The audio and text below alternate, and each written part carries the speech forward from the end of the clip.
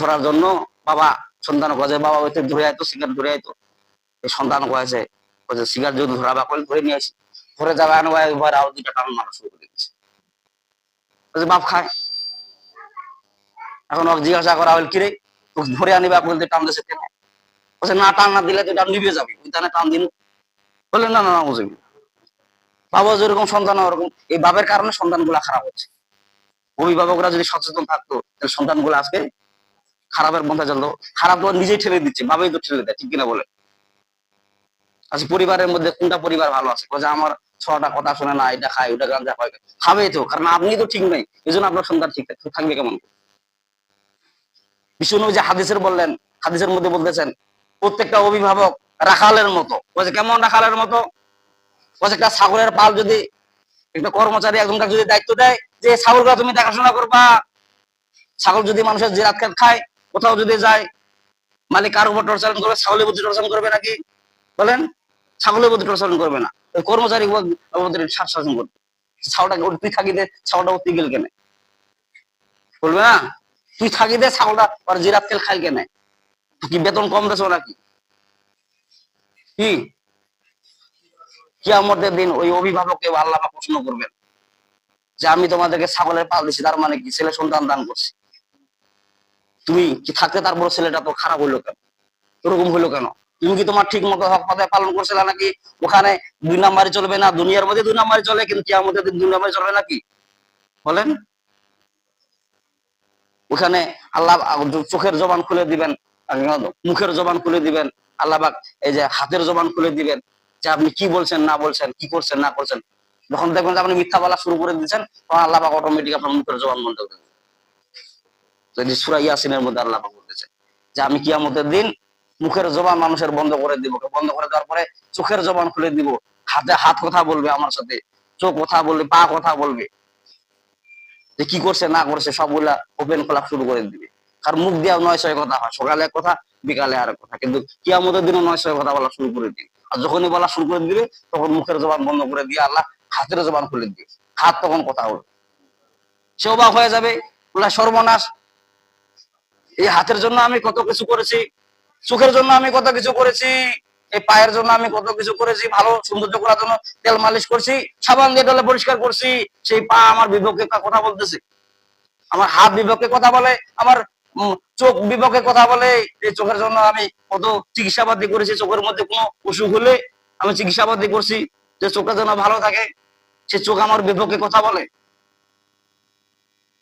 কারণ চোখ কান নাক এগুলা কে দান করছেন বলেন দেখি আল্লাহ তাআলা দান করছেন নিজের আল্লাহর সাথেই কথা বলবেন বলেন না সুবহানাল্লাহ যে দায়িত্ব এটা মারাত্মক জিনিস আল্লাহ স্পষ্ট সূরা বাকারার 233 নম্বর আয়াতে বলতেছেন আল্লাহ বলতেছেন ওয়াল ওয়ালিদাতু ইরদি'না আওলাদাহুন্না হাওলাইনি কামিলাইনি লিমান আরাদা আইয়ুতিম্মার রাদা'a ওয়া 'আলাল মাওলুদি লাহু রিজকুহুন্না ওয়া কিসওয়াতুহুন্না বিল মা'রুফ আল্লাহ ওয়াল ওয়ালিদাতু ইরদি'না ওয়াল ওয়ালিদাতু আমি আল্লাহ বা পুরুষদেরকে বলতেছি ইরদি'না আওলাদাহুন্না হাওলাইনি কামিলাইনি হাওলাইনে যারা 2 বছরের জন্য বহন করে এখানে তাসনিয়া সিগা ব্যবহার করলেন ওয়াহিদ মানে একক তাসনিয়া মানে 2 আল্লাহ বলেন হাওলাইনে 2 বছরের জন্য বহন করে কামিলাইনে মানে পরিপূর্ণতা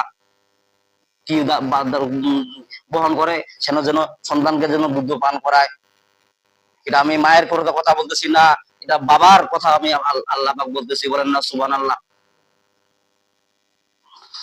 আল্লাহ পাক কত সুন্দর সুষ্ঠ বিচার কারণ একটা নারী কি বাইরে যেতে পারে বলেন যারা নারীর কামাই খায় তারা কোনোদিন সুপুরুষ হতে পারে না তারা কাপুরুষ যারা পুরুষের মহিলার কামাই খায়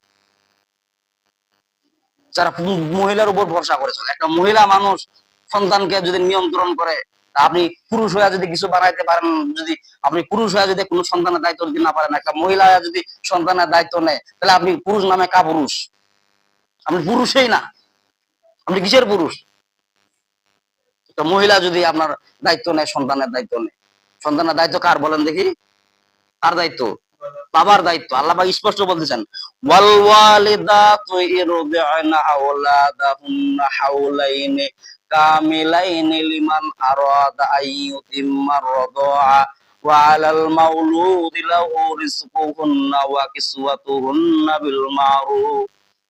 আল্লাহ পাক বলতেছেন, হে দুনিয়ার পুরুষেরা, তোমাদের সন্তানকে তোমরা 2 বছর বহন করো, দুধ পান করাও, এবং যখন ভূমিষ্ঠ হবে প্রতিষ্ঠিত হওয়া পর্যন্ত রিজকুহুন্না ওয়া কিসওয়াতুহুন্না বিল মারুফ, তাদেরকে রিজিক দাও এবং ভরণ পোষণ বিল মারুফ, উত্তম ভাবে। সন্তানটা বিয়ের উপযুক্ত বয়স হয়ে যায়, দায়িত্ব কার? মুফাসসিরুন ব্যাখ্যা লেখছে, কোন যুবতী মেয়ে যদি বিয়ের উপযুক্ত যদি বয়স হয়ে যায়, যদি মা যদি বাবা যদি বিয়ে না দেয়, ওই মেয়ে যদি কোনো জেনার কাজ করে, সেই জেনার গুনাহ বাবার আমল নামে চলে যায়। কিছু নবী ডাইরেক্ট হাদিস। কোন পুরুষ সন্তান যদি বিয়ের উপযুক্ত বয়স হয়ে যায়, যদি বিয়ে না দেয়, যদি কোনো জেনার কাজ করে, সেই গুনাহ বাবার আমল নামে ফেলে আসছিল। আন্নাতুকুম মিন্নাতুকুম, মানুষকে বুঝাইতে পারবেন, কিন্তু আল্লাহকে বুঝা, এই যে শরীরের মধ্যে পশম আছে না, পশম, এই পশমটাকে আপনি আপনি বুঝাইতে পারবেন না। কেন বুঝাইতে পারবেন না? এই পশমটা আল্লাহ তৈরি করছে। কেমন করে? আপনি যদি বেলেট নিয়ে যদি ইচ্ছা মতো যদি চাচ্ছেন, এই পশম আর উঠিস না, আর উঠিস না, তারপরও পশম সপ্তাহের মধ্যে দেখবেন আবার উঠে। কেন উঠে বলেন দেখি? সে আপনার আইন মানে না, সে আল্লাহ তাআলার আইন মানে। ঠিক কিনা বলেন? তা আল্লাহ তাআলার বিধান, আল্লাহ তাআলার কোরআন, আল্লাহ তাআলা বললেন যে আমার বিধান যেভাবে চলে সেভাবেই মানতে হবে। বলেন না সুবহানাল্লাহ। আমি দায়িত্ব দিয়েছি, সে দায়িত্ব যদি তুমি পালন না করো, কিয়ামতের দিন তুমি ধরা খাবা। কিয়ামতের দিন কে ধরা খাবে? দায়িত্ব যদি পালন না করে ঠিক মতো, ওই দায়িত্বহীন লোক ধরা খাবে। কি কারণে আপনি দায়িত্ব পালন করেন? জাহান্নামের মধ্যে দেখলেন যে এক লোক হাসি তামাশা করতেছে, তার মানে কি? জাহান্নামের মধ্যে হাসি তামাশা করতেছে, তার মানে কি? সন্তান, দুনিয়ার বুকে এমন সন্তান রাখে আসছে যারা এত পরিমাণে আমল করছে, আমল করার কারণে ওই তার আমল নামা বাবা ফেলা সিলোটে যাওয়ার কারণে সে জাহান্নাম থেকে জান্নাতে চলে গেছে। বলেন না সুবহানাল্লাহ। আর কিছু লোক জান্নাতের মধ্যে কান্না করতেছে, জান্নাতের মধ্যে।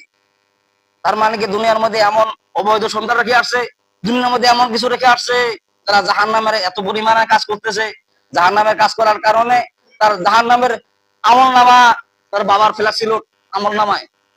তার মানে কি? জান্নাত থেকে জাহান্নামের মধ্যে যাবে। আল্লাহ পাক বলতেছেন যে হে দুনিয়ার পুরুষেরা, তোমাদের তোমাদের দায়িত্ব তোমরা পালন করো। তার মানে কি? আমি তোমাদেরকে যে দায়িত্ব দিছি সে দায়িত্ব পালন করো। আর এখন তো হয়ে গেছে, মনে করেন যে এই বিয়েটা তো মনে করেন এখন কিবার মতো হয়ে গেছে। কেমন হয়ে গেছে?